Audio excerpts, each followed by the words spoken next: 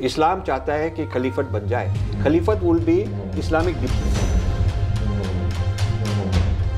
इस्लाम spread कर रहा है। पहले तो सऊदी अरेबिया फंडिंग करता था और ईरान फंडिंग करते थे, अब कतार।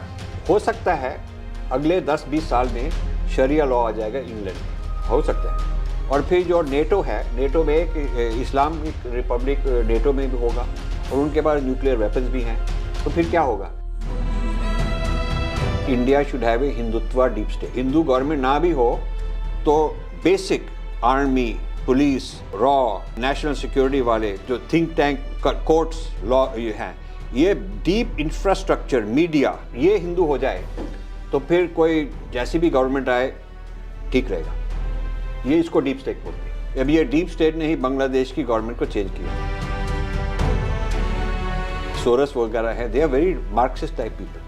उनकी जो विजन है वर्ल्ड की, उनकी विजन जो वर्ल्ड है वो तो जो कंट्रीज है उनको डिसमेंटल करना चाहते हैं। चाइनीज डीप स्टेट बहुत स्ट्रेटेजिक है। चाइना कहती है कि हम मेटाफिजिकल गॉड वॉड की आइडियोलॉजी नहीं बिलीव करते, हमारी डीप स्टेट होगी वन बेल्ट वन रोड। तो डीप स्टेट उनकी होगी ट्रेड।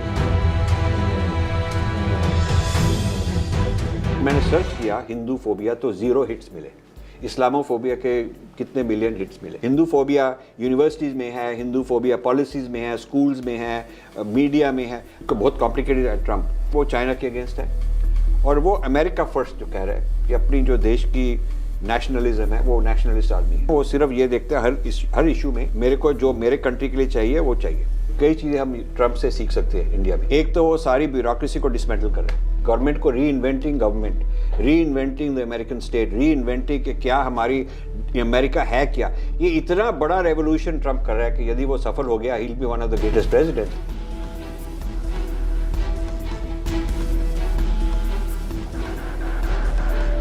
अब इंडिया में ऐसी सफाई नहीं हुई। ये मोदी जी ने इंडियन डीप स्टेट को डिसमेंटल नहीं किया।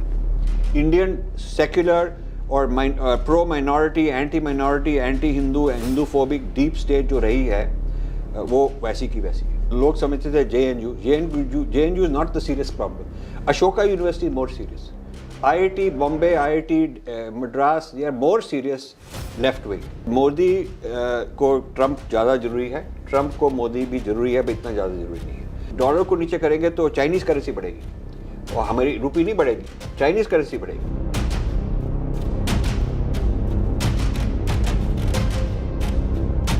अब ये इंडिया को सोचना चाहिए कि जो हमारे कंट्री में इलीगल आते हैं तो हम क्यों नहीं करते उनको, हम क्यों उनको वेलकम कर रहे हैं कि भी हमारा लॉ जो है वो उसका कोई मतलब ही नहीं, तुम लॉ को तोड़ भी दो, आ जाओ, कुछ होगा नहीं। अभी हमारा जो हिंदू नैरेटिव है, इंडियन नैरेटिव है, वैदिक नैरेटिव है, उसके ऊपर जो खोज करनी है, उसके ऊपर रिसर्च करनी है, वो ठीक तरह से अभी तक शुरू नहीं हुई। 11 या 12 में एक स्वामी दयानंद सरस्वती ने कॉन्फ्रेंस की थी अहमदाबाद में, जहाँ पर अडवाणी थे, मोदी था, बाबा रामदेव थे, जहाँ पर स्वामी दयानंद सरस्वती ने सारों से ये तय किया कि कैंडिडेट होना चाहिए मोदी, नॉट अडवाणी। जब मोदी आए 2014 में, कुछ फायदा हुआ और कुछ नुकसान भी हुआ। जो राजनीति है वो मॉरल से नहीं चलती, वो तो सेल्फ इंटरेस्ट से चलती है। लेफ्ट विंग पार्टीज हैं वो एंटी हिंदू हैं, क्योंकि लेफ्ट जो एंटी हिंदू है। फॉरेन मीडिया समझती है कि राहुल गांधी जो है ना वो बड़ा इंटेलेक्चुअल है, उसकी बात ठीक होगी। इतना इंटेलिजेंट आदमी तो नहीं लगता मेरे को। डेस्परेट है कि भी मैं बूढ़ा हो रहा हूँ और मेरे को कभी कुछ मिला नहीं, कुछ पावर नहीं आ सकी। इंडिया डेमोक्रेसी है, फ्री सोसाइटी है, फ्रीडम ऑफ स्पीच है। राहुल गांधी को हक है ऐसे बोलने का, बकवास करने का, झूठ बोलने का हक है। ये फ्रीडम होती है ना। इलेक्शन में जीत नहीं सके तो इसलिए जाके बाहर जाके बदनामी करना ठीक बात नहीं। पंजाब तो क्रिश्चियनिटी का अड्डा बन रहा है, तो आपके जो बच्चे हैं वो कुछ तो ड्रग में खत्म हो जाएंगे और कुछ क्रिश्चियन बन जाएंगे। तो सिख खत्म हो रहे हैं, ये हिंदुओं का कारण नहीं है। जब से डोनाल्ड ट्रंप ने अमेरिका की सत्ता संभाली है, हम हिंदुस्तानियों के मन में बहुत सारे सवाल हैं। सनातन धर्म को लेकर भी बहुत सारे सवाल हैं। यूरोप और अमेरिका के इस्लामाइजेशन को लेकर भी बहुत सारे क्वेश्चंस हैं। और इन सभी सवालों के जवाब आज के न्यूज स्पॉटलाइट में हमें मिलने वाले हैं, क्योंकि मेरे साथ एक बहुत ही स्पेशल गेस्ट हैं जो सीधे अमेरिका से इंडिया आए हैं। उनका नाम है Shri Rajiv Malhotra. Sir thank you so much for joining us on spotlight. तो राजीव जी का पहले इंट्रोडक्शन दे देता हूं। राजीव जी एक बहुत बड़े लेखक हैं, अमेरिका में कई सारी किताबें लिख चुके हैं, वैदिक कल्चर और इंडिक कल्चर के जानकार हैं, हिंदुत्व के आइडियोलॉग भी हैं। सबसे पहले तो बहुत बहुत धन्यवाद हमें आज न्यूज स्पॉटलाइट में ज्वाइन करने के लिए। मेरी टीम बहुत ज्यादा एक्साइटेड है आपके विचारों को सुनने के लिए। तो sir thank you so much. Sir आज की चर्चा की शुरुआत डोनाल्ड ट्रंप से करना चाहता हूं। जब से डोनाल्ड ट्रंप 2.0 शुरू हुआ है अमेरिका में, पूरी दुनिया में खलबली सी मच गई है। भारत में भी काफी ज्यादा चर्चा है इसको लेकर, और हाल ही में वो चर्चा बहुत ज्यादा बढ़ भी गई जब 100 से ज्यादा इलीगल इंडियन इमिग्रेंट्स को डोनाल्ड ट्रंप ने इंडिया वापस भेज दिया। आप इसको कैसे देखते हैं? मेरे को लग रहा है कि डोनाल्ड ट्रंप जो है ये एक बहुत मेजर शिफ्ट है सारी वर्ल्ड में। ये एक तरह की सुनामी है, और ये सिर्फ 4 साल के लिए नहीं, 12 साल के लिए। उनका टर्म तो 4 साल का होगा, लेकिन उन्होंने बाकी नेक्स्ट जनरेशन को तैयार किया हुआ है। जो 35-45 की एज में उनके जो कैबिनेट है, वो फिर जब वो रिटायर होंगे तो वो लोग आएंगे। तो उन्होंने अपनी सक्सेसरशिप प्लान की है, और वो 8 साल के लिए होंगे, क्योंकि 4 साल की टर्म होती है 2 बार। तो इसलिए ये 12 साल का टर्म है, वेव 12 साल की ट्रंप वेव इसको कह सकती है।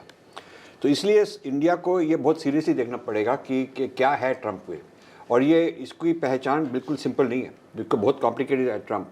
और ट्रंप कई बार जैसे पोकर में खेलते हैं, झूठ भी बोलता है जानबूझ के, धमकी देगा, गाली देगा, पर फिर चेंज हो जाएगा। ये उसकी स्ट्रैटेजी, उसी की हमेशा ऐसी स्ट्रैटेजी रही है।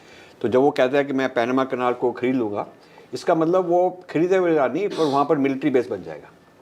ग्रीनलैंड को खरीद लूँगा, वहाँ पर वो 99 ईयर एक लीज दे देंगे, ऐसे होगा। गाज़ा स्ट्रिप को हमने खरीद लेना है, अभी अब अमेरिका का हो जाएगा, वो होगा नहीं, पर वहाँ पर एक मिलिट्री बेस बन जाएगा। मतलब वो नेगोशिएट करने का एक तरीका है कि मैं आपके घर आ रहा हूँ, आपका घर ले लूँगा, लेकिन उसको वहाँ पर एक बेस चाहिए, ऐसी बात है। तो ये जो उसके विचार हैं, विचार फर्स्ट ऑफ ऑल उसके विचार जो वोक है, जो लेफ्ट, इस्लाम, रेसिज्म, LGBTQ इस तरह से जुड़कर जो वोक बना है, वोकिज़म, उसके खिलाफ है। क्योंकि वोक जो है इंडिया में बहुत आ गया है। इसके बारे में हमने पुस्तक लिखी है कि वोक एजुकेशन में आ गया है, कॉर्पोरेट कल्चर में आ गया है, मीडिया में आ गया है, यंग लोग जो हैं वो सब फैशन बन गया उनका वोक का। तो वो उसके अगेंस्ट है, मैं भी उसके अगेंस्ट हूँ, और ये बहुत इम्पोर्टेंट बात है। और दूसरा इम्पोर्टेंट है, वो चाइना के अगेंस्ट है, और वो अमेरिका फर्स्ट जो कह रहा है कि अपनी जो देश की नेशनलिज्म है, वो नेशनलिस्ट आदमी है। तो इंडिया को भी देखना पड़ेगा, क्योंकि वो किसी का कोई दुश्मन दोस्त नहीं है। वो सिर्फ ये देखता है हर इशू में मेरे को जो मेरे कंट्री के लिए चाहिए वो चाहिए। तो इंडिया के लोगों को निकाल दिया, वो तो हमको पहले ही पता निकालना है। 18,000 तो ऑफिशियल हैं इंडिया के इलीगल लोग वहाँ हैं, हर कंट्री के हैं, कितने 11 मिलियन है टोटल, राइट। और वो इन सबको निकाला जाएगा। और फिर जो कंट्रीज़ हैं जहाँ भेजा जाएगा उनको जुर्माना होगा, वही रीइंबर्स करेंगे जो खर्चा हुआ भेजने का। So India will have to pay कि उन लोगों को यहाँ ले आओ। सर अभी ये काफ़ी चर्चा भी चली, जैसे वो पहला प्लेन आया US एयरफोर्स का और पंजाब में लैंड हुआ, तो ये चर्चा बहुत ज़्यादा हुई। उसके विजुअल्स भी खुद अमेरिका ने रिलीज़ करे, जिसमें हथकड़ियों में उन लोगों को प्लेन में सफ़र करवाया गया, पेड़ों में भी बेड़ियाँ थी, क्योंकि वो इलीगल है। राइट। अब ये इंडिया को सोचना चाहिए कि जो हमारे कंट्री में इलीगल आते हैं, तो हम क्यों नहीं करते उनको, हम क्यों उनको वेलकम कर रहे हैं कि भी हमारा लॉ जो है वो उसका कोई मतलब ही नहीं, तुम लॉ को तोड़ भी दो, आ जाओ, कुछ होगा नहीं। अब ऐसी बात नहीं होगी यूएसए में। अब यूएसए में जो इलीगल लोग हैं उनको बाहर भेजा जाएगा।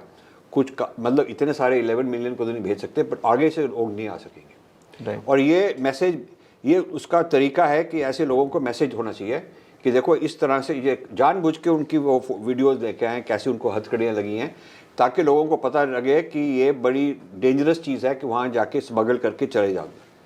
इसमें काफ़ी खालिस्तानी थे, ये जो पंजाब लैंड की है, काफ़ी लोग थे जो गुरुद्वारों से पकड़े निकाले। आपने जैसा कहा कि हिंदुस्तान को भी सोचना पड़ेगा कि हम यहाँ के जो इलीगल इमिग्रेशन का प्रॉब्लम है उसको कैसे सॉल्व करें, बट हमारे देश में बहुत सारे नेता ऐसे भी हैं, पॉलिटिशियंस हैं, पॉलिटिकल पार्टीज हैं जो इसके सख्त खिलाफ हैं।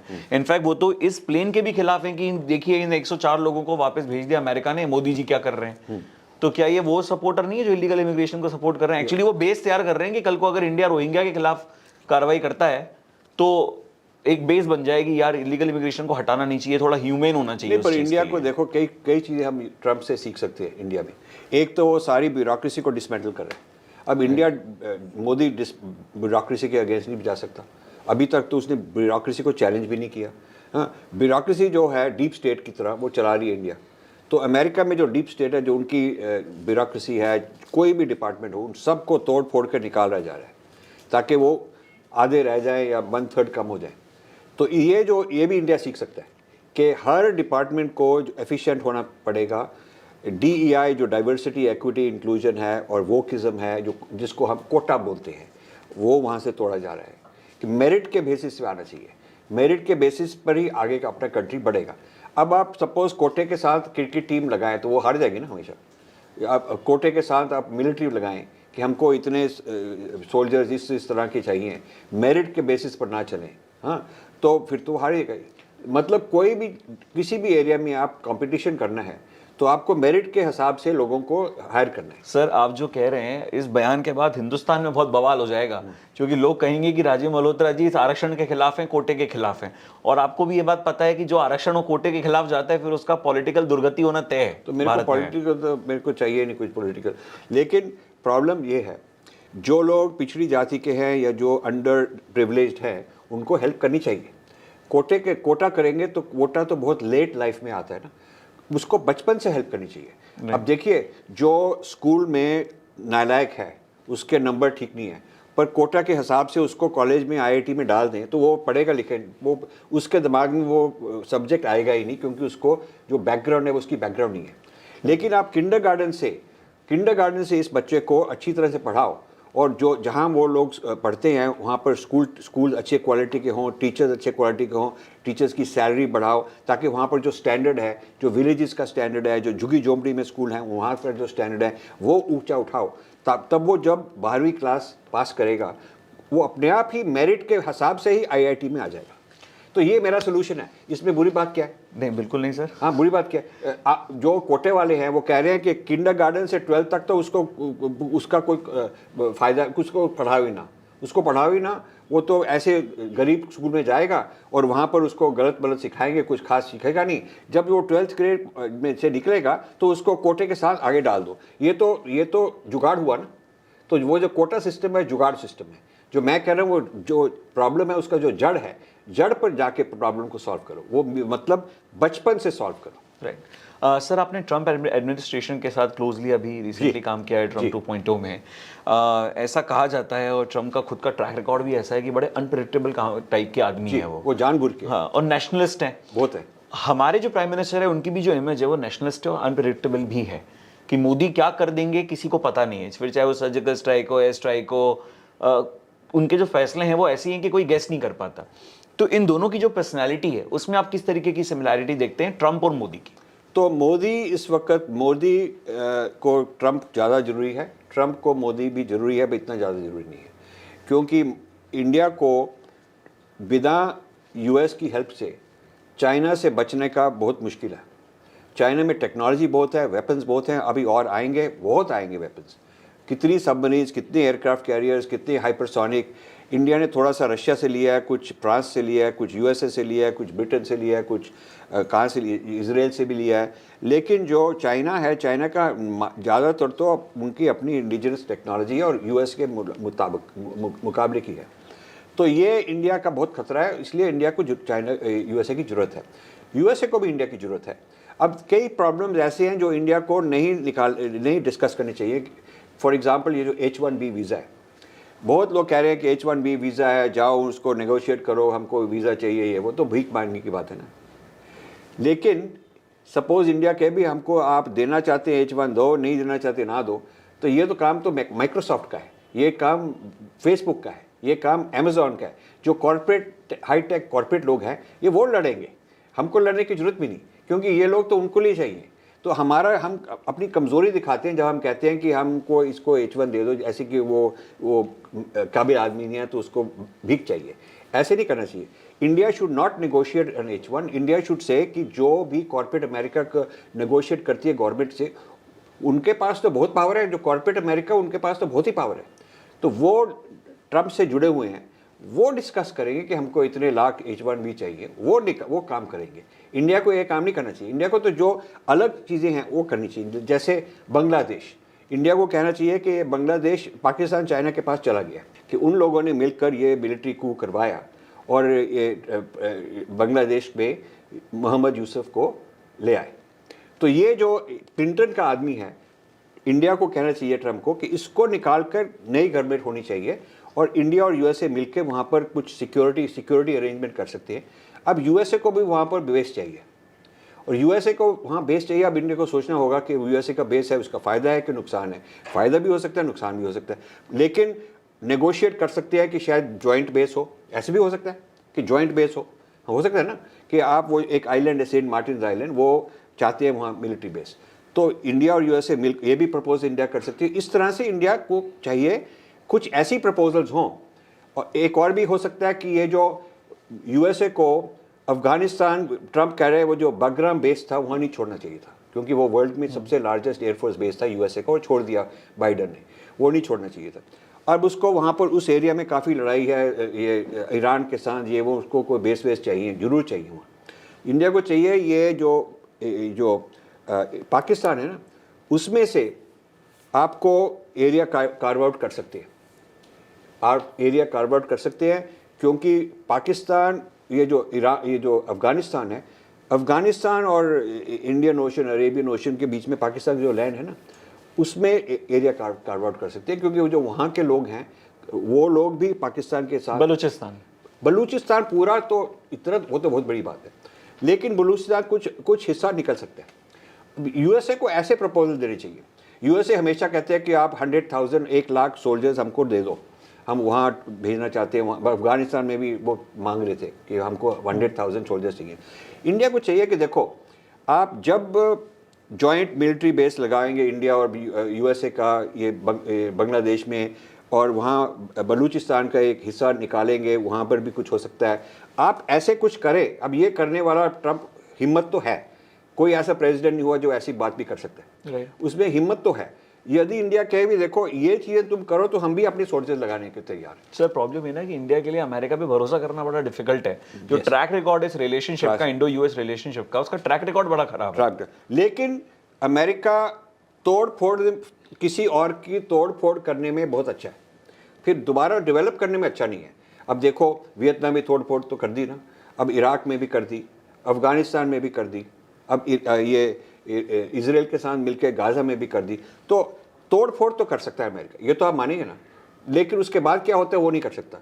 तो तोड़ फोड़ के लिए उनको पाकिस्तान में लगाओ कि इनके पास जो न्यूक्लियर बॉम्ब्स हैं, ये वो हैं, उसका कुछ करना चाहिए। इंडिया ने ये नहीं निकाला। सो इंडिया को कुछ नेगोशिएट करने के लिए ऐसी चीज़ें चाहिए कि इंडिया कह सके देखो तुम्हारे पास ये लिस्ट है 1 2 3 4 5 तुम चाहते हो, हमारे पास भी ये लिस्ट है ABCD, हम भी चाहते हैं, आप ये भी ले, हम भी ये लेंगे, दोनों मिलकर कर सकते हैं। अब इंडिया को ऐसी लिस्ट बनानी चाहिए। आपके हिसाब से ट्रम्प और मोदी का जो पर्सनल इक्वेशन है वो कैसा है? आई बिलीव जब पिछली बार ट्रम्प 1.0 था उस समय भी केमिस्ट्री अच्छी है उनकी, लेकिन ट्रम्प को केमिस्ट्री एक लेवल पर तो ठीक है, लेकिन उसकी केमिस्ट्री पुतिन के साथ भी अच्छी है, पर वो पुतिन को डिमांड कर रहे हैं। उसकी केमिस्ट्री अच्छी हो ना अच्छी हो, यदि केमिस्ट्री बुरी है तो वो उसका दुश्मन है, लेकिन यदि केमिस्ट्री अच्छी है तो उसको वो फायदे भी उठाएगा। ट्रम्प क्योंकि तारीफ करते हैं बड़े मोदी की। हाँ, मोदी की तारीफ, वो कहते हैं बड़ा बहुत करीबी दोस्त है मेरे। और मोदी ने उसको अच्छी तरह से सपोर्ट किया हमेशा। तो मेरा चुनाव प्रचार करा है वो, तो अब की बार ट्रम्प सरकार बोल दी, इससे ज्यादा क्या ही करेंगे मोदी जी अमेरिका जाके।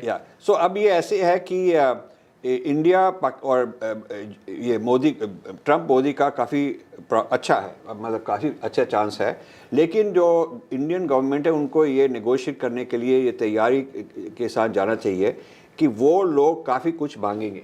वो ये भी कहेंगे कि तुम रशिया का जो ऑयल है बंद करो, अब इंडिया को नहीं चाहिए, बंद करो। तुम ये ईरान से कट ऑफ करो, इंडिया का भी ईरान से भी दोस्ती है, हमको चाहिए कुछ। तो ऐसी चीज़ें वो कहेंगे, तो इंडिया को भी उनसे कुछ मांगना चाहिए। इंडिया को मांगना और ये जो कहेंगे कि ये जो डॉलर को आप नीचे गिराना चाहते हो, ब्रिक्स वाले डॉलर को नीचे गिराना चाहते हो, ये बंद करो। इंडिया शुड अग्री कि हमको डॉलर, क्योंकि डॉलर को नीचे करेंगे तो चाइनीज़ करेंसी बढ़ेगी और हमारी रुपी नहीं बढ़ेगी, चाइनीज़ करेंसी बढ़ेगी। नंबर 2 करेंसी तो वही है ना। तो फिर यदि डॉलर नीचे गया तो वो बढ़ेगी, तो वो भी हमारे लिए अच्छा ठीक नहीं है। तो उस कई बातों में हम उनसे मिल सकते हैं। सर ये टैरिफ वॉर को लेकर जो पूरी चर्चा चल रही है, अमेरिका और ट्रम्प सरकार बेसिकली कई सारे देशों पर टैरिफ्स लगा रहे हैं, फिर कनाडा हो और भी कई सारे देश हैं जिस पर टैरिफ लगा है।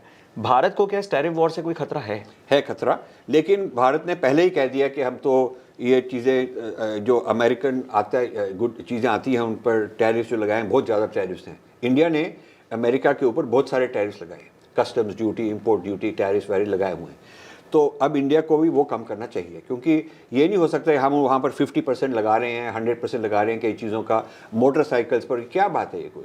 सर ट्रम्प एडमिनिस्ट्रेशन में इस बार एक नई चीज देखने को मिली अमेरिका में, वो था inclusion of Hindus. There are so many Indians specially from Hindu community जो अमेरिका का हिंदू डायस्पोरा। मैं काफ़ी उनसे बहुत सारे लोगों से, इनफैक्ट आपकी भी काफ़ी बातचीत हुई है पिछले 1-2 महीनों में। काफ़ी हुई है। सर ये Hindu inclusion in Trump administration, ये क्या संकेत? क्योंकि वो हिंदू हैं इसलिए नहीं आए, पर क्योंकि उनके मेरिट के बेसिस से आए हैं। हर एक की अपनी कहानी है, हर एक। अब जो उषा वैंस है वो उसकी बीवी है, वाइफ है, वो तो कोई बिकॉज हिंदू है तभी तो नहीं। वैंस को ये नहीं वाइस प्रेसिडेंट लगाया कि तेरी हिंदू वाइफ है, वो तो हिंदू वाइफ है ही।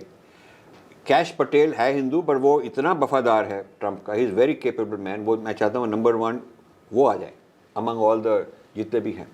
और जो है ये तुलसी गबार्ड, वो इंडियन नहीं है लेकिन वो हिंदू है, बिल्कुल सॉलिड कृष्णा भक्ति करती है। आई नो दोज पीपल, सो वो भी अच्छी है। इस तरह से काफ़ी लोग हैं। तो ये वी कांट से कि वो प्रो हिंदू हो गया, लेकिन मेरिट के हिसाब से जो इंडियंस हैं केपेबल हैं, इंडियन जो हिंदू कम्युनिटी है अमेरिका में, वो मेरिट के हिसाब से आगे है। तो मेरिट के हिसाब से वो चलता है और मेरिट के हिसाब से उनको लिया हुआ। जो जनरल अमेरिकन पब्लिक है वो वहाँ की हिंदू कम्युनिटी या हिंदू डायस्पोरा के बारे में क्या सोचती है? और दूसरा, हिंदू फोबिया क्या है अमेरिका में? तो हिंदू फोबिया एक टर्म मैंने शुरू किया था, इसलिए मैंने आपसे सवाल पूछा, आपकी बुक में भी जिक्र है इसका। 25 साल पहले, क्योंकि मैं एक अकबर अहमद थे, वो पाकिस्तान के हाई कमिश्नर थे लंदन। तो रिटायर होने के बाद वो प्रिंसटन यूनिवर्सिटी में प्रोफेसर बने थे, क्योंकि मैं वहाँ रहता हूँ तो हमारे वो मित्र थे।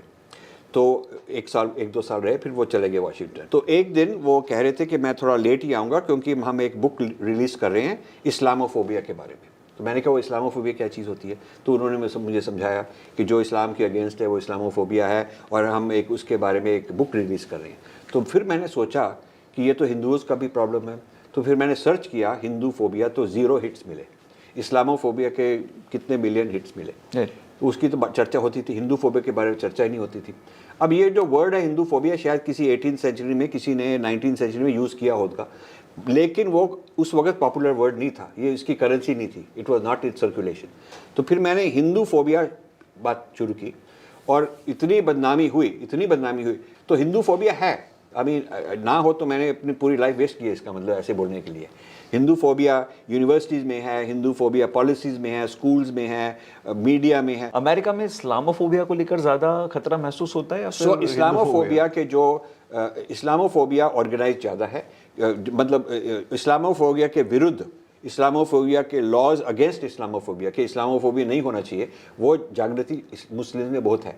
मॉस्क्स ने ये चीज़ निकाली है, और जो लेफ्ट विंग है उनके साथ मिलके वोक वालों ने ये इस्लामोफोबिया को बैन किया है कि ये क्रिमिनल बात है, रेसिस्ट है। हाँ, तो हिंदू फोबिया हम उसी के साथ तभी हमने वर्ड यूज़ किया।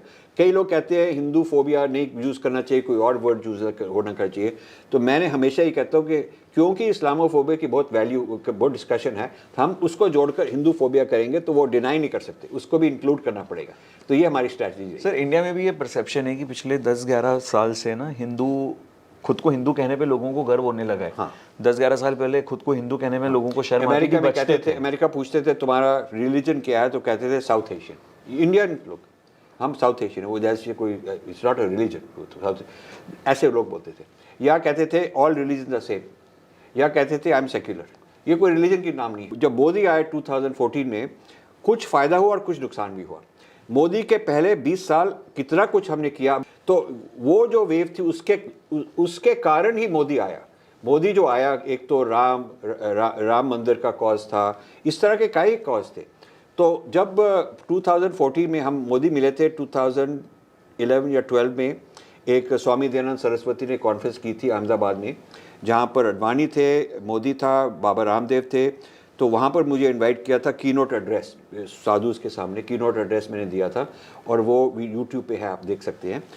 उस डिस्कशन के बाद एक प्राइवेट डिस्कशन था जहाँ पर स्वामी दयानंद सरस्वती ने सारों से ये तय किया कि कैंडिडेट होना चाहिए मोदी, नॉट अडवाणी, क्योंकि उस वक्त आपको याद होगा अडवाणी और मोदी का कंपटीशन था कि कौन कैंडिडेट बनेगा, आपको याद होगा। जी बिल्कुल। तो वो उसी मीटिंग में समझाता ये हुआ था, क्योंकि स्वामी जी ने कह दिया था और बाबा रामदेव ने भी कह दिया था, इसीलिए मोदी आए थे। सर महाकुंभ चल रहा है जी। और जिस तरीके के विजुअल्स आ रहे हैं प्रयागराज से, मतलब वो एक्चुअली बहुत अद्भुत हैं और पूरी दुनिया में चर्चा हो रही है, काफ़ी फॉरेनर्स भी आ रहे हैं। What do you say about the re-rise of Hindutva across the world because of Mahakumbh? So Hindutva अच्छी चीज़ है, राइज हो रही है, बिकॉज गर्व होना चाहिए, अपना प्राइड होनी चाहिए, होना तो चाहिए, लेकिन उसमें प्रॉब्लम ये है कि हमारी इंटेलेक्चुअल स्ट्रेंथ हिंदुत्ववादी जो हैं उनमें इंटेलेक्चुअल स्ट्रेंथ इतनी नहीं है जितनी होनी चाहिए। लेफ्ट विंग वाले हैं, वो गलत चाहे हों, पर उनके इंटेलेक्चुअल जो हैं बहुत लगे हुए हैं, डीप हैं और सारा उनका करियर है। अब जो इन्फिनिटी फाउंडेशन है, ये this is the only Hindu think tank. मैंने 16 मेजर बुक्स लिखी है और बाकी हमारे जो फाउंडेशन है करीब 40 बुक्स हमने निकाली है, रिसर्च बुक्स, नॉट छोटी मोटी ऐसी वैसी की बात। तो जो रियल सीरियस थिंक टैंक है वो नया पैराडाइम, नया फ्रेमवर्क, ओरिजिनल आइडिया निकालता है। जैसे हिंदू फोबिया को डिफाइन करना कि ये चीज़ है, लोगों को मालूम ही नहीं था कि ये चीज़ है, ये डिफाइन करना कि Hindus religions are not the same. हमारी एक बुक है बीइंग डिफरेंट मतलब विभिन्नता, क्या हमारे में भिन्न, क्या हाउ वी आर डिफरेंट। तो नई चीज़ों को डिफाइन करना, ये ओरिजिनल थिंकिंग है। I don't find original thinking among जो हिंदुत्व है, एक्टिविस्ट है। अब आपको स्कॉलर और एक्टिविस्ट का अंतर होना चाहिए। जो स्कॉलर है वो ओरिजिनल बात निकालता है, जो एक्टिविस्ट है वो जो भी यहाँ से कॉपी पेस्ट करके वो फैलाता है। सर क्या इसकी वजह ये नहीं है कि मतलब 75-70 सालों से जिस तरीके की एजुकेशन हम सब लोगों को मिली है, being youngsters of the country, millennials, I think millennials ही बोलेंगे हमें, तो हम लोगों को जैसी एजुकेशन मिली वो तो पूरी लेफ्टिस्ट एजुकेशन ही थी ना, पूरा एजुकेशन सिस्टम कैप्चर कर रखा था इन लोगों ने। मैं कॉन्वेंट में पढ़ा, के थ्रू किंडरगार्टन से 12, कैथलिक कॉन्वेंट, बहुत लेफ्ट विंग। मेरे कितने लोग थे, कितने दोस्त थे जो माओइस्ट बन गए। एक चारू माधुंदार, कानू सान्याल, ये जो माओइज्म ये था ना वेस्ट बंगाल में शुरू हुआ था, नक्सलबारी वहाँ से शुरू हुआ था। तो जब मैं 11th 12th क्लास में था और फिर सेंट स्टीफेंस में फ्रेशमैन बना, कई मेरे दोस्त थे जो नक्सलबारी मूवमेंट में ज्वाइन कर गए, घर से भाग भी गए थे। तो मैं भी उसी का प्रोडक्ट हूँ। जितने जैसे आप कह रहे हैं आज के बच्चों में लेफ्ट विंग बहुत है, मेरे में लेफ्ट विंग बहुत था, क्रिश्चियन भी बहुत था, इंग्लिश भी, सारा इंग्लिश मीडियम था, कोई मीडियम दूसरे में मैं नहीं पढ़ा। अब मैं कैसे बदल गया? यू कैन नॉट से कि बाकियों की गलती है, अंग्रेज़ों की गलती है, फलानों की गलती है, वो तो है ही, वो तो इतिहास की बात है। और ये भी नहीं कह सकते 75 ईयर नेहरू ने गलत किया, ये वो भी ठीक है, उन्होंने भी गलत किया, लेकिन हमने उसके बारे में क्या किया है अपनी तरफ से। अब ये वेव तो हो गई, पॉपुलर वेव हो गई, लोगों को वोट दिया, ठीक तरह से वोट दिया, ऊपर बढ़ाया पॉलिटिक्स में, वो तो सब अच्छा ही किया, बिल्कुल अच्छा किया। राम मंदिर का प्रॉब्लम है, CAA का है, जो 370 का है, सब बिल्कुल ठीक है, लेकिन ये इट इज़ नॉट इनफ। अभी हमारा जो हिंदू नैरेटिव है, इंडियन नैरेटिव है, वैदिक नैरेटिव है, उसके ऊपर जो खोज करनी है, उसके ऊपर रिसर्च करनी है, वो ठीक तरह से अभी तक शुरू नहीं हुई। ये कल्चरल मिनिस्ट्री का काम है, ये HRD मिनिस्ट्री का काम है, ये जो मीडिया वालों का काम है। बॉम्बे में जो इतने सारे बिलियनर्स हैं, they have not been giving money, they have not been investing in this. Do you think Modi sarkar in India, they have done enough to revive the Sanatan culture? No. उन्होंने कमी रह गई कहीं पर? हाँ, उन्होंने popular चीज़ें की है, जो किया है बिल्कुल ठीक किया, बहुत अच्छा किया, मैनिफेस्टो वाली सारी चीज़ कर दी, वो तो कर दिया, लेकिन जो डीप स्कॉलरशिप था वो इंडिया में नहीं हुआ। वो बीजेपी ने कहा शायद संघ करेगा, संघ के बस की बात नहीं है। तो I am very happy with the Sangh, I support them fully, I support them. लेकिन जो डीप रिसर्च है, जो डीप स्कॉलरशिप है, गहराई का स्कॉलरशिप है, वो उनकी कैपेबिलिटी नहीं है। वो मानते भी हैं कि उनकी ग्रास रूट्स मूवमेंट है, बहुत अच्छी मूवमेंट है, बहुत इंपॉर्टेंट मूवमेंट है, लेकिन ये जो थिंक टैंक्स होते हैं, जो रियल थिंक टैंक्स होते हैं, वो हमने पैदा इंडिया में नहीं। बार बार जो हम शब्द सुन रहे हैं, एक फ्रेज सुन रहे हैं, Europe has fallen, France has fallen, England has fallen, और पूरी तरीके से इस्लामाइजेशन हो गया इन देशों का, और आपको वहाँ के जो लोकल क्रिश्चियन कम्युनिटी उससे ज़्यादा इस्लामिक मिलेंगे, वहाँ पे आपको मुल्ले ज़्यादा मिलेंगे, बुर्का क्लैड वुमेन मिलेंगी, और जिस तरीके का माहौल है वहाँ की सड़कों पर वो बिल्कुल डिफरेंट हो गया। वो देश और शहर पहचाने ही नहीं जा रहे अब। Radicalisation, Islamisation of Europe and for that matter America and Canada as well, ये कितनी बड़ी परेशानी है। बहुत बड़ी परेशानी है। लेकिन अमेरिका में इसी के कारण ट्रंप आया, क्योंकि अमेरिकन ने कहा कि ये सब कुछ बंद होना चाहिए। तो अब ये ट्रंप सफाई करेगा, इसकी सफाई करेगा। सर देर तो नहीं हो गई इसमें? देर अमेरिका में नहीं हुई, कनाडा में हो चुकी है देर, कनाडा में बहुत देर हो गई है, ब्रिटेन और फ्रांस में बहुत देर हो गई है। क्या इन देशों को बचाया जा सकता है? मेरा ख्याल मुश्किल है, मेरा ख्याल ये मुश्किल है, क्योंकि अब ब्रिटेन में तो लेबर पार्टी आ गई है, वो तो और इस बात को चलाएगी। और फ्रांस में हिम्मत नहीं है, क्योंकि इन लोगों की वोट बैंक बहुत ज़्यादा है। तो ये प्रॉब्लम है, क्योंकि हो सकता है अगले 10-20 साल में शरिया लॉ आ जाएगा इंग्लैंड में, हो सकता है। और फिर जो नेटो है, नेटो में एक इस्लामिक रिपब्लिक नेटो में भी होगा, और उनके पास न्यूक्लियर वेपन्स भी हैं। तो फिर क्या होगा? ये ट्रंप का ये उसके वरी है, उसको ये फिक्र है कि ये होने वाला है, हो सकता है। तो तभी ये ट्रंप ये चीज़ें कर रहा है, इस्लाम स्प्रेड कर रहा है। पहले तो सऊदी अरेबिया फंडिंग करता था और ईरान फंडिंग करता था, अब कतार फंडिंग कर रहा है। और कतार बहुत चालाक है। कतार ने अमेरिका के साथ उनको मिलिट्री बेस भी दे रखा है, और फार्मूला 1 लगाओ और अल जज़ीरा लगाओ, और ये सारी जो उनके ने सॉफ्ट पावर बना रखी है, अपना बड़ा फ्रेंडली फेस बना रखा है कि ये बड़ा प्रोग्रेसिव मॉडर्न अमेरिकनाइज्ड इस्लाम है, ये वो कह रहे हैं। लेकिन फंडिंग वो दे रहे हैं इन चीज़ों में, काफ़ी ज़्यादा फंडिंग दे रहे हैं। तो सर हमारे साथ पूरी टीम भी है यहाँ पर, इनके भी बहुत सारे सवाल हैं आपके लिए, तो एक एक करके शुरू करते हैं। जी, एक वर्ड जो है वो बहुत ज़्यादा पॉपुलर हो गया है पिछले 1-1.5 साल में, वो है deep state. What do you think about deep state? जो डीप स्टेट है एक अमेरिकन टर्म है, उसका मतलब ये है कि यूनाइटेड स्टेट्स में चाहे रिपब्लिकन हो चाहे डेमोक्रेट हो, जो गवर्नमेंट आती है उससे गहराई से काम हो रहा है। नीचे एक डीप स्टेट है जो ब्यूरोक्रेट्स हैं, उसमें CIA है, उसमें लॉ है।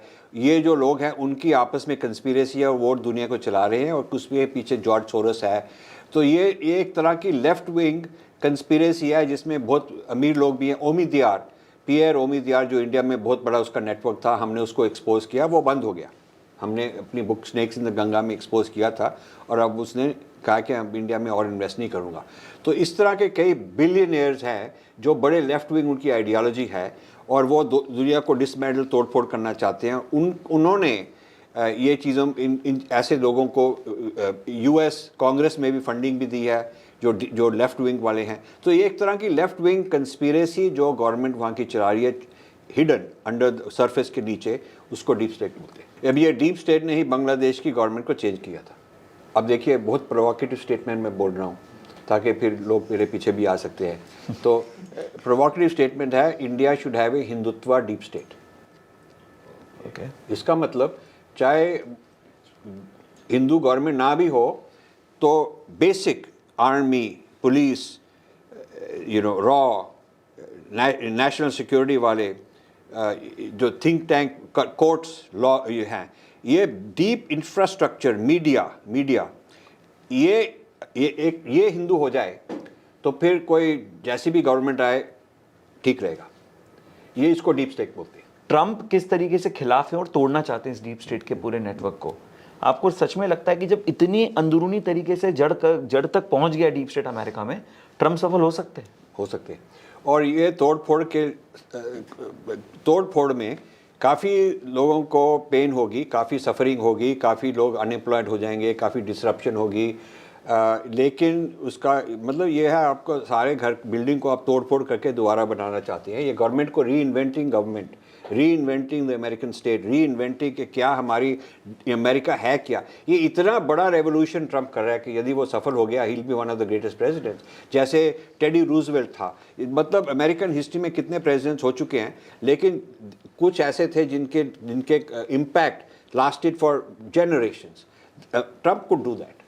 सर वो जो तोड़फोड़ की आप बात कर रहे हैं उसके तो नतीजे में दिखने ही लगे। अभी USAID को लेकर फंडिंग बंद कर दी ट्रंप ने। बिल्कुल। डेमोक्रेट्स पूरे खड़े हो गए USAID के ऑफिस के बाहर और खूब उन्होंने हल्ला गुल्ला किया। काफी लड़ाइयाँ होगी, कोर्ट चैलेंज। वो तो कह रहे हैं सर सड़कों पे उतरेंगे, हिंसा करेंगे खूब। तो वो करेंगे, ऐसे भी होगा, उनके ऊपर क्रैकडाउन भी होगा। जब इलीगल इमिग्रेंट्स को भेज रहे हैं कुछ डेमोक्रेट्स, उसको प्रोटेक्ट भी कर रहे हैं, उनके पीछे लड़ाई होगी। तभी वो ट्रंप को कैश पटेल जरूर चाहिए, वो FBI। अब वो जो head of justice department attorney general, she is a very smart lady, वो तो काम कर रही है. That is why he needs Tulsi Gabbard, national intelligence. So ये जितने भी हैं इन डिपार्टमेंट्स में अपने लोग उसके होंगे तो वो हाउस क्लीनिंग करेंगे, वो निकालेंगे जो पहले जो लोग थे उनको निकालेंगे. अब इंडिया में ऐसी सफाई नहीं हुई.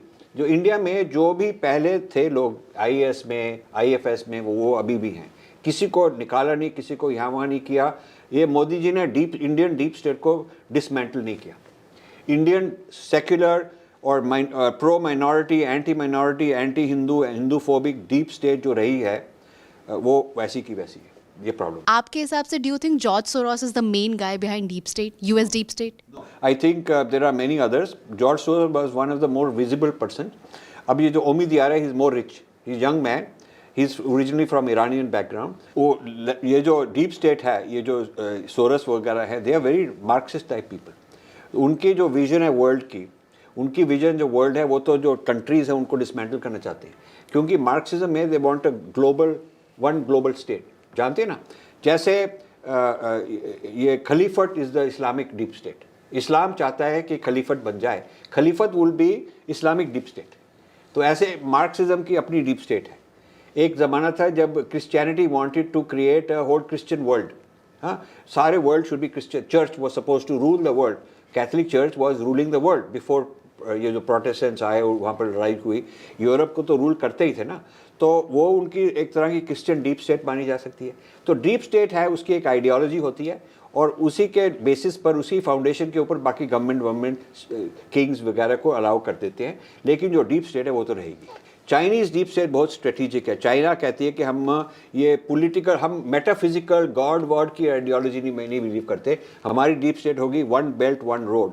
जितने भी पोर्ट्स हैं, एयरपोर्ट्स हैं, ये जो सप्लाई चेन है, ये हम कंट्रोल करेंगे. तो डीप स्टेट उनकी होगी trade, money and military bases, जिसको आइजनहावर ने कहा था मिलिट्री इंडस्ट्रियल कॉम्प्लेक्स. आइजनहावर ने आफ्टर वर्ल्ड वॉर 2 उसने कॉइन किया था word military hyphen industrial complex. America is great because उसके पास मिलिट्री इंडस्ट्रियल कॉम्प्लेक्स है. मिलिट्री और इंडस्ट्रियल जुड़े हुए हैं क्योंकि इंडस्ट्री इतनी पावरफुल है. वो मिलिट्री को बना सकते हैं क्योंकि उनके पास टेक्नोलॉजी है और पैसा बहुत है, मिलिट्री को फंड कर सकते हैं. और क्योंकि मिलिट्री इतनी पावरफुल है, हमारे 150 कंट्रीज़ में मिलिट्री बेसिस हैं, तो हमारा बिजनेस इंटरेस्ट भी वहाँ प्रोटेक्ट किया जा सकता है. तो मिलिट्री के साथ इंडस्ट्री, इंडस्ट्री के साथ मिलिट्री, इसको मिलिट्री इंडस्ट्रियल कॉम्प्लेक्स कहते हैं. अब चाइना अपनी मिलिट्री इंडस्ट्रियल कॉम्प्लेक्स तैयार कर रहे हैं और वो उनकी डीप स्टेट होगी. So, sir, many universities in India are, still dominated by Marxist narrative. And what do you think, sir? How much time will it take to, decolonize the Indian education? तो वो तो अभी शुरू भी नहीं हुआ क्योंकि हम लोग समझते थे JNU is not the serious problem. Ashoka university more serious. IIT Bombay, IIT Madras, they are more serious left wing. So ये प्रॉब्लम जो है इतना बड़ा प्रॉब्लम है कि हमारे को दम चाहिए ना, हमारे एजुकेशन मिनिस्ट्री को दम चाहिए, UGC को दम चाहिए. ये अभी तक नहीं हुआ. अभी तक इंडियन एजुकेशन सिस्टम को लेफ्ट विंग के जो वहाँ पर जाल में फंसे हुए हैं उसमें से निकालने के लिए अभी ज़्यादा प्रोग्रेस नहीं हुई. ये जो लेफ्ट विंग वोक है, ये इंडिया की एजुकेशन में बच्चों की किंडरगार्टन ऑनवर्ड्स कितना ज़्यादा आ चुका है. इसमें LGBTQ का बहुत इंटरेस्ट है. इसमें जो ग्लोबल इश्यूज़ हैं, जो ग्लोबल डीप स्टेट करना चाहती है, वो इश्यूज बच्चों को पढ़ाई जा रही है. मैथ कम हो रहा है, मैथ की लेवल कम जा रही है. English language, Hindi language, reading skills, कोई भी लैंग्वेज हो, साइंस हो, मैथ हो, इन चीज़ों की लेवल कम जा रही है. और ये जो वोक है, LGBTQ है, ट्रांस है, आपको प्रोनाउंस चाहिए, ये फैशन बढ़ रहे हैं. So this is happening in Indian schools. ऐसा कहा जाता है कि यूएस के लिए प्रायोरिटी इजराइल क्यों हुआ, क्योंकि यूएस की जो पावरफुल लॉबी थी वहाँ पे यहूदी बहुत अच्छे से बैठे हुए थे. दैट इज़ वाई यूएस की पॉलिसी इस तरीके से हुई. तो क्या जो अभी हिंदू आ रहे हैं यूएसए में या अन्य जगहों पर, क्या उनकी एक मॉरल रिस्पॉन्सिबिलिटी बनती है कि इस चीज़ को थोड़ा सा ज़्यादा बढ़ाएं आगे? जो राजनीति है वो मॉरल से नहीं चलती. वो तो सेल्फ इंटरेस्ट से चलती है. तो मॉरल रिस्पॉन्सिबिलिटी हो ना हो हम बोल सकते हैं, पर उसका कोई परवाह नहीं करेगा. फैक्ट ये है कि जो लेफ्ट विंग पार्टीज़ हैं वो एंटी हिंदू हैं, क्योंकि लेफ्ट जो एंटी हिंदू है उसमें जो डेमोक्रेटिक पार्टी है वो, अब मैं सारी उम्र डेमोक्रेट रहा यूएसए में, 55 इयर्स डेमोक्रेट मैंने वोट किया। अब मैंने ओबामा के टाइम से बंद कर दिया उनको मैंने वोट नहीं, क्योंकि वो anti India, anti Hindu, anti dharma बन रहे हैं और बहुत वो एक्सट्रीम लेफ्ट बन रहे हैं। अब ये कनाडा में वही पार्टी है जो रूल कर रही है। अब लेबर पार्टी इंग्लैंड में वो भी ऐसी है। लेकिन जो राइट विंग पार्टी थी, जो टोरीज थे, वो प्रो हिंदू थे, जो अब नहीं है यूके में, वो प्रो हिंदू थे। तो from prime minister on down वो प्रो हिंदू थे। सो ये जो आप कह रहे हैं ना कि पॉलिटिशियंस, पॉइंट इज़ कि ज़्यादातर जो इंडियन लोग पॉलिटिक्स में गए हैं, चाहे उनके हिंदू नाम हो उसकी बात नहीं है, चाहे हिंदू नाम हो, वो लेफ्ट विंग लोग गए, लेफ्टिस्ट लोग आइडियोलॉजी वाले पॉलिटिक्स में गए, और वो लेफ्ट विंग पॉलिटिकल पार्टी में गए, राइट विंग पार्टी में कम गए। अब जाना शुरू हुआ है। सर, आपने कनाडा की बात की, आपने इंग्लैंड की भी बात की, और यूएस की तो बात हम कर ही रहे हैं काफ़ी देर से, और कुछ समय पहले हम खालिस्तान की भी बात कर रहे थे। जस्टिन ट्रूडो निकल लिए सर कनाडा से, प्राइम मिनिस्टरशिप छोड़नी पड़ी उनको, और मतलब हम सब लोगों को ऐसा लगा कि शायद हमसे पंगा ले लिया उन्होंने हिंदुस्तान से, इसलिए छोड़ना पड़ा। उसकी और ट्रम्प की बहुत पहले की दुश्मनी है, बहुत पहले की दुश्मनी है, क्योंकि वो बहुत ज़्यादा ही लेफ्ट विंग था है, तो ट्रम्प ने अपने दुश्मन को निकालना था। अब वहाँ क्या होगा नोबडी नोज़, पर कम से कम अब देखिए खालिस्तान में, ये जो खालिस्तान मूवमेंट है कनाडा में, वहाँ पर जो भी पंजाब से आना चाहे जाट, कोई गांव का आदमी वो आना चाहे कनाडा में, उसको फास्ट ट्रैक है, उसको प्रेफरेंस मिलता है, क्योंकि वो कहता है कि मैं रेफ्यूजी करना चाहता हूँ, क्योंकि ह्यूमन राइट्स मेरे वायलेट हो रहे हैं इंडिया में। वो ये कहते हैं सर कि हिंदुस्तान में उनको प्रताड़ित किया जा रहा है, ह्यूमन राइट्स वायलेट कर रहे हैं, हमको मार देंगे, ये करेंगे, वो करेंगे। और कनाडा में एक स्पेशल लॉ है, एक स्पेशल चैनल है ऐसे लोगों को इमिग्रेशन देने के लिए, तो उन्होंने ये फैसिलिटी बना रखी है। और वहाँ पर ये एक धंधा है, एक तरह का माफिया है, लॉयर्स भी हैं उसमें। कोई अपने भाई को लाना चाहे पंजाब से, तो वो लॉयर हायर करता है, वो लॉयर कहता है अच्छा मेरे को उसका ये बायो दो, और उसका सारा वो केस बना देता है कि ये इस विलेज में ये लोग उसके अगेंस्ट थे, ये था वो था। तो ये एक तरह का सिस्टम ही बन गया। अब मैं कनाडा में एक बार गया तो मेरे को इनवाइट किया गया, मैं जाता रहता हूँ, तो वहाँ पर काफ़ी, मेरे को ये नहीं मालूम था, काफ़ी खालिस्तानी थे। वो टर्बन नहीं डाली हुई थी, कहीं उन्होंने डाली थी, पर बैठे थे। तो जब मैंने बात शुरू की, मेरे को खूब उन्होंने स्लोगन शुरू कर दिए। तो मैंने अपने होस्ट को कहा कि ये क्या हो रहा है, मेरे को तो बोलना नहीं, मैं तो जा रहा हूँ, वाई टॉक। वो मुझे कह रहे थे डाउन विद आरएसएस, आप आरएसएस के आदमी हैं, ब्राह्मण ने ये किया वो किया, डाउन विद इंडिया मोदी, ऐसे चाह रहे थे। मैंने कहा भी देखो मैं बीजेपी का आदमी नहीं हूँ, मैं आरएसएस का आदमी नहीं हूँ, मैं ब्राह्मण भी नहीं हूँ, तो मेरी बात सुनिए तो सुनो। तो काफ़ी झगड़ा हो रहा था। फिर जो मेरा होस्ट था वो सिख था बट इंटेलिजेंट, तो उसने सबको डांटा, चुप कराया कि आप इनकी बात तो सुनो। तो मैंने कहा कि देखो तुम लोग कह रहे हो कि तुमको आरएसएस ने डिस्ट्रॉय किया है, पंजाब में कितनी का आरएसएस है? आप जानते किसी आरएसएस लीडर पंजाबी का नाम बताओ, तुम बताओ। कोई नहीं जानता, कुछ चुप बैठे हुए। मैंने कहा आपको ये बताया किसने है कि आरएसएस ने पंजाब में आके एक प्रॉब्लम शुरू किया? आप बताओ, एक लीडर का भी नाम बताओ। वो एक लीडर का भी नाम नहीं बता सकते, उनको मालूम ही नहीं था, वो ऐसे ही बोल रहे थे क्योंकि उनको कहा था कि ऐसी बातें करो। तो मैंने कहा तुम्हारे पंजाब में सबसे बड़े प्रॉब्लम क्या है, बोलो क्या प्रॉब्लम? तो कोई वहाँ पर ब्राह्मण आपको एक्सप्लॉइट नहीं कर रहा, वहाँ पर पंजाब में एग्रीकल्चर कितना है, पैसा कितना बन रहा है, सबसे अमीर फार्मर्स वहीं के हैं, तो ये क्या प्रॉब्लम है आप कह रहे हैं? तो मैंने कहा देखो सबसे बड़ा प्रॉब्लम है ड्रग्स, आपके पंजाब में ड्रग्स का प्रॉब्लम है। ये इंडिया का सबसे बड़ा प्रॉब्लम ड्रग्स का पंजाब में है। अब ये जो पंजाब में ड्रग्स आ रही हैं, ये कोई आरएसएस वाले तो नहीं लेके आ रहे ना, ये कोई ब्राह्मण लेके नहीं आ रहे ना, ये जो हो रहा है काम हो रहा है पाकिस्तान से आ रही है, और जो आपके गुरुद्वारे के लोग हैं उनके सामने आ रही हैं। अब या तो वो मिले हुए हैं या तो वो अंधे हैं, लेकिन उनका हक है कि उनका प्रॉब्लम है कि नहीं है, उनका ये रिस्पॉन्सिबिलिटी है नहीं है कि हमारे विलेज में, हमारे गांव में ये चीज़ आ रही है, सबको बर्बाद कर रही है, उन्होंने कुछ किया नहीं। आपने ये पूछा कभी अपने लोगों को कि गुरुद्वारा जो चलाते हैं कि आपने ड्रग्स को बंद करने के लिए कुछ सुविधा क्यों नहीं निकाली? तो चुप हो गए। फिर मैंने कहा नंबर 2 प्रॉब्लम क्या है बताओ? तो वो नहीं पता, किसी को नहीं पता। मैंने कहा क्रिश्चियन कन्वर्ट कर रहे हैं, बिल्कुल। क्रिश्चियन पंजाब में कन्वर्ट कर रहे हैं। फिर मैंने उनको डेटा दिया कि वर्ल्ड काउंसिल ऑफ चर्चेज ने कहा है कि बाय 2030 चर्चेज ज़्यादा होंगी, गुरुद्वारे कम होंगे। Punjab more people will go to church every week than gurdwara. Churches भी ज़्यादा होंगी और वर्ल्ड एशिया की सबसे बड़ी चर्च एक जलंधर के पास है, आपको शायद मालूम होगा, वो 20 किलोमीटर दूर से दिखाई देती, इतनी बड़ी चर्च है। तो पंजाब तो क्रिश्चियनिटी का अड्डा बन रहा है, तो आपके जो बच्चे हैं वो कुछ तो ड्रग्स में ख़त्म हो जाएंगे और कुछ क्रिश्चियन बन जाएंगे। तो सिख खत्म हो रहे हैं, ये हिंदुओं का कारण नहीं है, ये किसी आरएसएस वाले ने किया, किसी ब्राह्मण ने नहीं किया, किसी मोदी वाले ने किया। अब मैं मोदी भक्त नहीं हूँ, मैं आपको सिर्फ डेटा बता रहा हूँ। आपको जाके पढ़ना चाहिए, सीखना चाहिए कि वहाँ पर क्रिश्चियनिटी किस रेट पर आ रही है और ड्रग्स किस रेट पर आ रहे हैं, और उसके बारे में आप चर्चा करो। चुप हो गए कि महाराजा रंजीत सिंह जो थे, he was the last Sikh emperor जो थे ना, महाराजा रंजीत सिंह बहुत ग्रेट थे। तो उनका जो कैपिटल था वो लाहौर था। तो मैंने कहा कि पहले तो आपको लाहौर लेना चाहिए और फिर बाकी भी बातें करेंगे।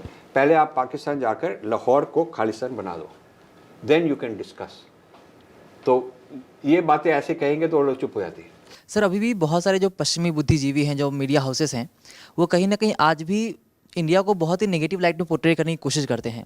तो क्या ये सिर्फ एक अज्ञानता है, इग्नोरेंस है, या कोई सोची समझी साजिश है ये? नहीं, ये अज्ञानता नहीं है, ये एजेंडा है। अब जैसे CNN है, उसमें ये फरीद ज़कारिया है। फरीद ज़कारिया बहुत सोफिस्टिकेटेड आदमी है। वो मुस्लिम को भी क्रिटिसाइज़ करेगा, पाकिस्तान को भी क्रिटिसाइज़ करेगा, इंडिया को, मोदी को प्रेज भी करेगा, पर वो तो दिखावे की बात है। अंदर से वो एंटी हिंदू है, he is anti Hindu, he is Hinduphobic, okay. And और वो अपना ये दिखाना नहीं चाहता। तो ये जो लोग हैं बहुत सोफिस्टिकेटेड लोग हैं। ये हमारे जो लोग हैं ना, बहुत मुँह फट लोग हैं। जो वो लोग हैं वो मुँह फट नहीं है, वो बड़े आराम से करते। और वो ऐसा एक आदमी आ जाए तो वो 20 ले आएगा और अपने डिपार्टमेंट्स में भर देगा ऐसे लोग। तो उन लोगों का सोफिस्टिकेशन बहुत ज़्यादा रहा है हमारे से। हम लोग इस तरह से इन्फिल्ट्रेट, पेनिट्रेट हमारे लोग मीडिया में, यूनिवर्सिटीज़ में, थिंक टैंक्स में नहीं कर पाए। जैसे राहुल गांधी जी हैं, राहुल गांधी जी भी आजकल हर देश की हर समस्या का कारण आरएसएस को ही बताते रहते हैं, ठीक है। फिर वो जाकर के विदेश में कहते हैं कि जो मेरा ये डर है कि आप जो टर्बन पहन रहे हैं वो कहीं ना आप पहन पाएंगे कि नहीं आज के 10 साल बाद। सर इनके विषय में आपका क्या कहना है? अब ये जो इंडिया डेमोक्रेसी है, फ्री सोसाइटी है, फ्रीडम ऑफ स्पीच है, तो राहुल गांधी को हक है ऐसे बोलने का, बकवास करने का, झूठ बोलने का हक है। ये फ्रीडम होती है ना। तो वो गलत तरीके से इसका इस्तेमाल कर रहे हैं। उनको यहाँ पर इलेक्शन में जीत नहीं सके तो इसलिए जाके बाहर जाके बदनामी करना ठीक बात नहीं है, ये ठीक बात नहीं है। ये तो मॉरल इशू है, ये मॉरल इशू है उनके लिए। लेकिन मैं उनको, आई एम नॉट, मेरी बात थोड़ा को मानेगा, लेकिन ये प्रॉब्लम हमको बहुत सीरियस प्रॉब्लम लग रहा है कि इंडिया के अपने ही लीडर्स इंडिया के अगेंस्ट बाहर जाके ऐसे बोलते हैं। ये बात ठीक नहीं है। फिर वो सर वो यूथ इंटेलेक्चुअली से डील कैसे करें? नहीं, वो यूथ को अभी डील तो हो रहा है इन द सेंस कि वो उनकी पावर तो है ही नहीं, वो पावर नहीं है। अभी इलेक्शन भी आ जाए उसमें कोई उनका होगा नहीं, तो अपने आप ही हार रहे हैं। लेकिन बोल सकते हैं, बोलने का तो हक उनका है। पर उनकी एक बात, यदि तो कोई डेंजर होता ना कि लोग उनकी बात सुन रहे हैं, तो फिर इलेक्शन में भी तो आगे होते ना। तो वो बोल रहे हैं पर कोई सुन नहीं रहा। ये वो बोल रहे हैं, फॉरेन लोगों को सिखा रहे हैं गलत बात, फॉरेन मीडिया को वो सिखा रहे हैं।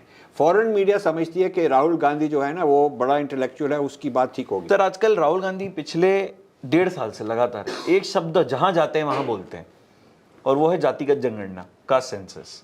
दिन रात वो ये बात करते हैं। अब मेरा प्रॉब्लम ये है कि उनके जो परिवार के पिछले प्राइम मिनिस्टर्स रहे, इंदिरा गांधी से लेकर उनके फादर राजीव गांधी तक, वो सब जातिगत जनगणना के खिलाफ रहे हैं जी। सबने ओपन स्टेटमेंट दिए कि हम कास्ट सेंसस नहीं करना चाहते, देश को पीछे ले जाएगा ये। पीछे ले जाएगा। और राहुल गांधी दिन रात उसी की बात करते हैं। फिर मेरे मन में एक और बात आती है कि कहीं ये भी एक anti India narrative, anti India agenda चलाने वाले किसी डीप स्टेट का पार्ट तो नहीं, वो तो है। वो तो जो हमारी ब्रेकिंग इंडिया 1.0 थी, जिसका टाइटल है ब्रेकिंग इंडिया, भारत विखंडन, हिंदी में भी है, मराठी में भी है वो बुक। तो ये उसमें यही थीसिस है कि कास्ट को लेकर, द्रविडियन आर्यन की डिवाइड लेकर, इसी से वो डिवाइड ब्रेकअप करना चाहते हैं इंडिया को। ये तो इंटरनेशनल रहा है, ये तो इंडिया का वीक स्पॉट रहा है कि इंडिया को तोड़ना है तो कास्ट के साथ ही आप तोड़ सकते हैं। लोगों को मालूम है, और जो इंडिया के लोग हैं वो ही बाहर जाके ये बात फैलाते हैं। लोगों को कहते हैं कि देखो आओ हमको हेल्प करो, हम तोड़ फोड़ करेंगे। राहुल गांधी को लेकर आपका क्या परसेप्शन है सर? वो तो कई बार यूएस भी आते हैं, वहाँ कैम्ब्रिज ऑक्सफोर्ड में खूब लेक्चर वेक्चर देते हैं। इतना इंटेलिजेंट आदमी तो नहीं लगता मेरे को। और डेस्परेट है कि भी मैं बूढ़ा हो रहा हूँ और मेरे को कभी कुछ मिला नहीं, कुछ पावर नहीं आ सकी, तो बस। पर उनके कोई आगे उसके नेक्स्ट जनरेशन कोई है नहीं, तो फिर बात ख़त्म हो जाएगी एक बार 20-30 साल में जब भी हो। Whenever he's gone, उसके लिए उनकी जो डायनेस्टी है वो तो नहीं चलेगी। सर वो प्रियंका वाड्रा जी के 2 बच्चे हैं ना? हाँ वो तो हैं, पर पता नहीं वो उनका क्या होगा, आएंगे नहीं आएंगे, पर गांधी तो नाम लगा दिया। सर वो एक्चुअली प्रिपेयर कर रहे हैं, वो जो रॉबर्ट वाड्रा और प्रियंका वाड्रा के दोनों बच्चे हैं, उनको तो बाकायदा पब्लिक आई में भी आना शुरू हो गए हैं। वो चुनावी सभाओं में भी प्रियंका वाड्रा के साथ जाते ही हैं, वायनाड में भी गए थे चुनाव प्रचार करने। तो क्या लगता है आपको, मतलब राहुल गांधी के नहीं है बच्चे को, की शादी नहीं हुई, तो मतलब प्रियंका वाड्रा के तो है ही? मेरे को नहीं लगता कि उनका ज़्यादा चांस होगा, क्योंकि आई थिंक अब जागृति काफ़ी आ गई है, अब इंडियन लोगों को पता चल गई बात। आप कांग्रेस पार्टी को भी काफी सालों से क्लोजली देख ही रहे हैं, राहुल गांधी को भी आपने नोटिस किया ही है। What do you think of these brother sister Duo? Who is more talented? मतलब दोनों में कोई भी टैलेंटेड है क्या? पहला सवाल तो ये है। आई डोंट थिंक उनमें टैलेंट है। मे बी नेक्स्ट जनरेशन जो आप कह रही हैं, प्रियंका के नेक्स्ट जो चिल्ड्रन होंगे, बच्चे हैं, वो कर सकेंगे कुछ, but I don't think, I think इनका टाइम खत्म हो गया है। अभी इनकी एज भी बहुत बढ़ गई है, इनकी एज बढ़ गई है, कोई they are not young people anymore. Sir वो लेकिन खुद को जननायक बोलते हैं। अब अगर आप कांग्रेस पार्टी के ट्विटर हैंडल पे जाएंगे तो राहुल गांधी का एक बिल्कुल स्टाइलिश फोटो आता है, व्हाइट टी शर्ट में, पोलो टी शर्ट पहनते हैं वो आजकल, तो फिर उसमें लिखा रहता है जननायक, महानायक, और उनको यूथ लीडर ही बताती है Congress party. Youth is the same as Shahrukh Khan is also youth. But sir Shahrukh Khan तो रोमांस भी करते हैं ना 18 साल की हीरोइंस के साथ। कम से कम उनकी एक्टिंग थोड़ी ज़्यादा अच्छी है राहुल से। केंद्र में जो सरकार है फिलहाल, चाहे वो बीजेपी हो या मोदी, एज होल आप क्या सोचते हैं इसके बारे में? चाहे बीजेपी हो मोदी, पर बीजेपी और मोदी सेम है ना।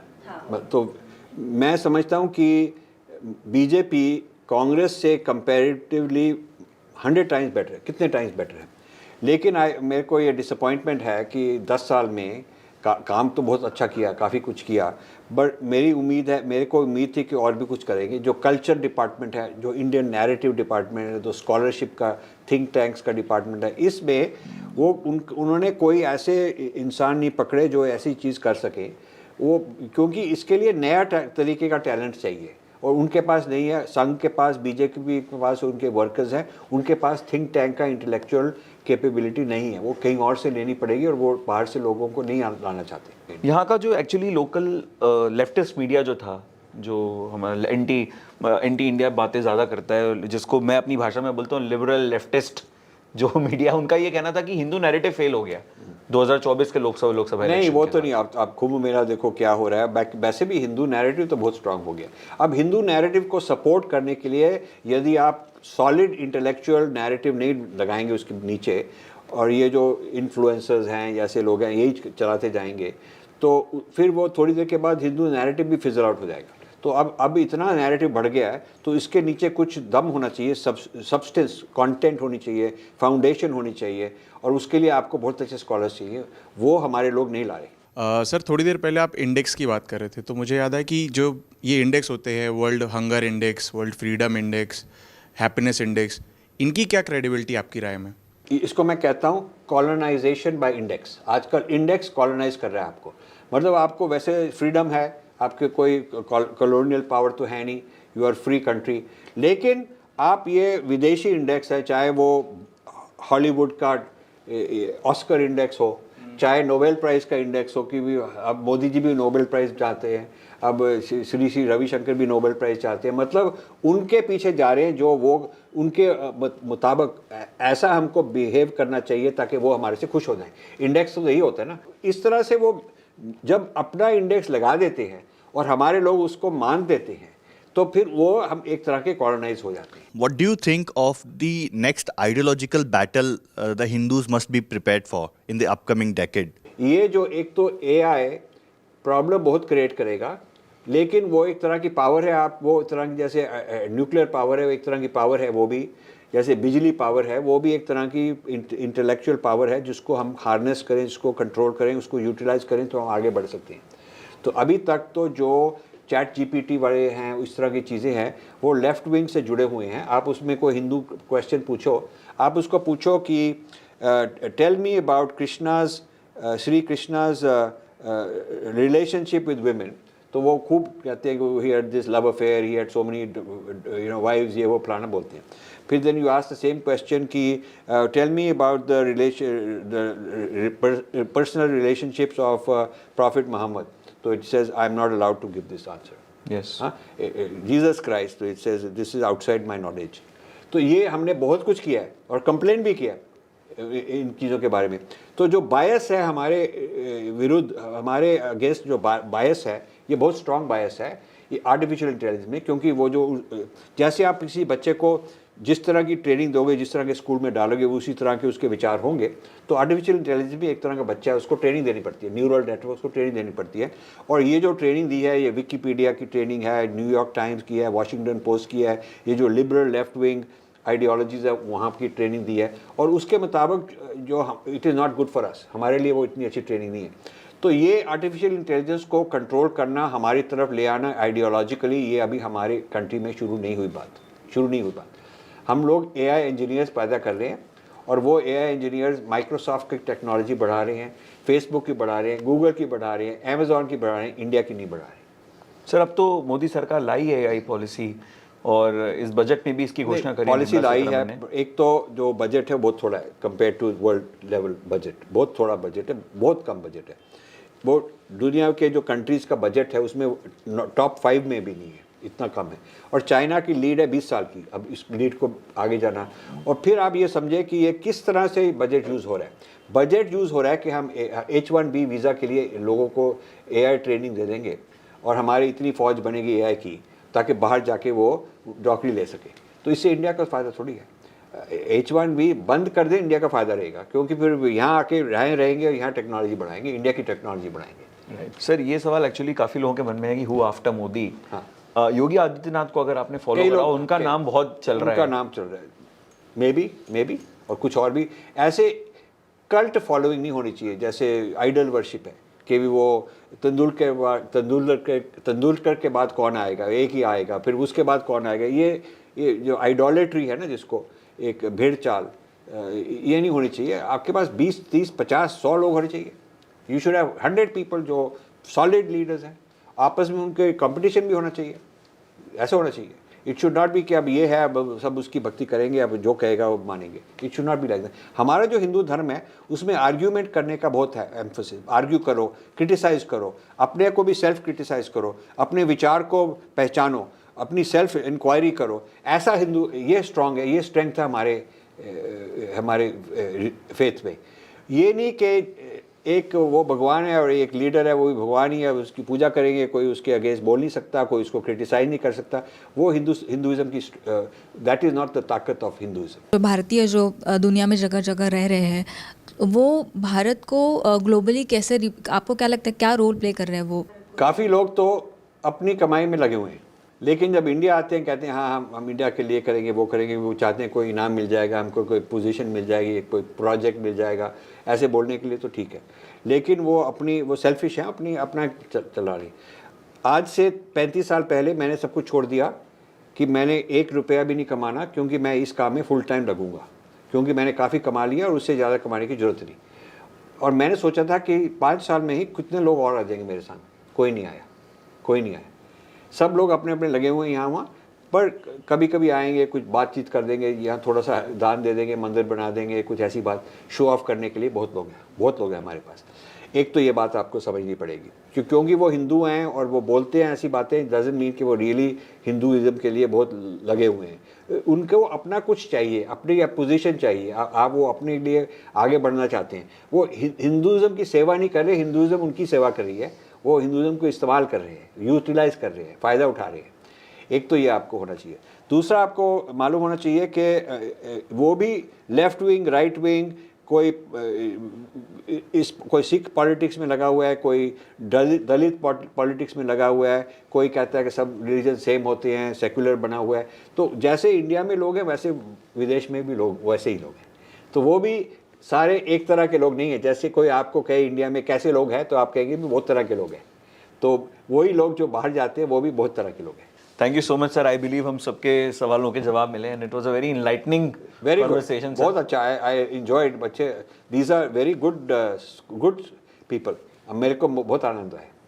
सर मुझे ऐसा लग रहा है कि आपको शायद अब थोड़ा बहुत यकीन हुआ होगा कि भारत का फ्यूचर सुरक्षित हाथों में है। अच्छी बात है। वेरी गुड, अच्छी टीम है आपके पास। Thank you so much sir.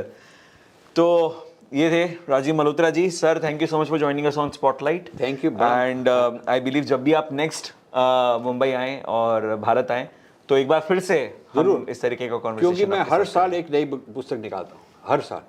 और अभी मैं ये कहना चाहता हूँ कि अप्रैल 19 और 20 हमारी 30th एनिवर्सरी यूएसए में हो रही है, न्यू जर्सी में, और आपको सबको इनवाइट किया जा रहा है। आप जा सकते हैं रजिस्टर करने के लिए rajivmalhotra.com/30th 30th rajivmalhotra.com/30th। वहाँ जाके आप रजिस्टर कर सकते हैं, सारी डिटेल्स हैं और आपको वहाँ मिल के काफ़ी आनंद होगा। Thank you so much sir, thank you so much.